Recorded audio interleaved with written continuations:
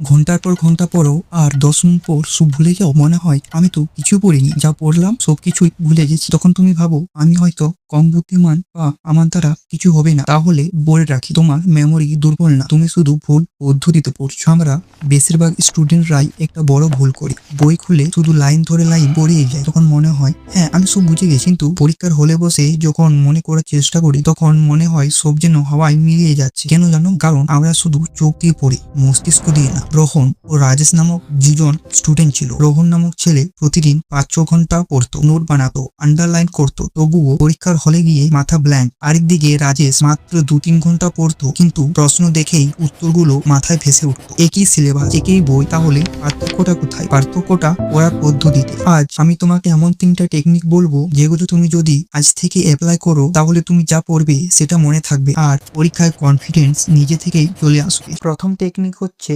Active recall. পড়া শেষ করেই বই বন্ধ করো, তারপর নিজেকে জিজ্ঞেস করো আমি আসলে কি পড়লাম। বই না দেখে নিজের মাথা থেকে বলার চেষ্টা করো। প্রথমে হয়তো কিছুই মনে পড়বে না, তারপর যখন ধীরে ধীরে তোমার বুদ্ধিকে চাপ দিতে থাকবে তখন তোমার মনে পড়তে থাকবে তুমি কি কি পড়েছো, এবং এটার সাথে সাথে যেটা পড়েছো সেটা একটা রাফ খাতায় লিখে লিখে প্র্যাকটিস করো। তাহলে তোমার পড়াটি অনেকদিন পর্যন্ত মনে থাকবে আর তখনই ইনফরমেশনটি লং টার্ম মেমোরিতে স্টোর হবে। তৃতীয় টেকনিক, টিচ আদার্স। হ্যাঁ, তুমি যা পড়ছো সেটা অন্য কাউকে বোঝানোর চেষ্টা করো। পরিবারের লোককে বা বন্ধুকে অথবা আয়নার সামনে দাঁড়িয়ে তুমি নিজেকেই বোঝানোর চেষ্টা করো। এতে তোমার পড়া সহজে মুখস্থ হবে, প্লাস ক্লাসে পড়া বলার কনফিডেন্স বুস্ট হবে। তৃতীয় টেকনিকটা খুবই পাওয়ারফুল। হ্যাঁ, তৃতীয় টেকনিকটার নাম হচ্ছে রিভিশন। এই তৃতীয় টেকনিকটি হলো সবচেয়ে ইম্পর্টেন্ট, কারণ তুমি যতই দিনে 5-6 ঘন্টা পড়ো না কেন, মাঝে মাঝে রিভিশন না দিলে পড়া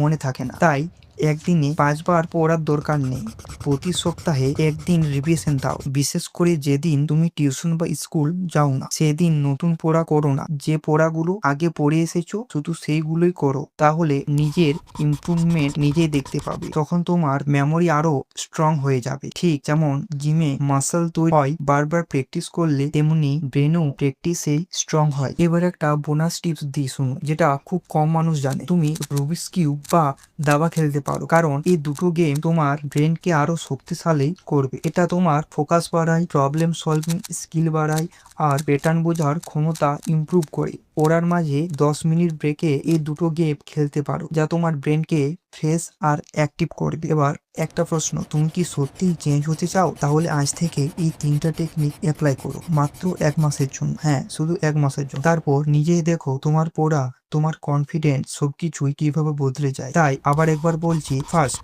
বই বন্ধ করে নিজে নিজে বলার ও লেখার প্র্যাকটিস করো। সেকেন্ড, নিজেকে আয়নার সামনে দাঁড় করিয়ে বোঝানোর চেষ্টা করো। থার্ড, প্রতি সপ্তাহে একবার করে রিভিশন দাও। তাই আজ থেকে হার্ড ওয়ার্কের পাশাপাশি স্মার্ট ওয়ার্কও করো।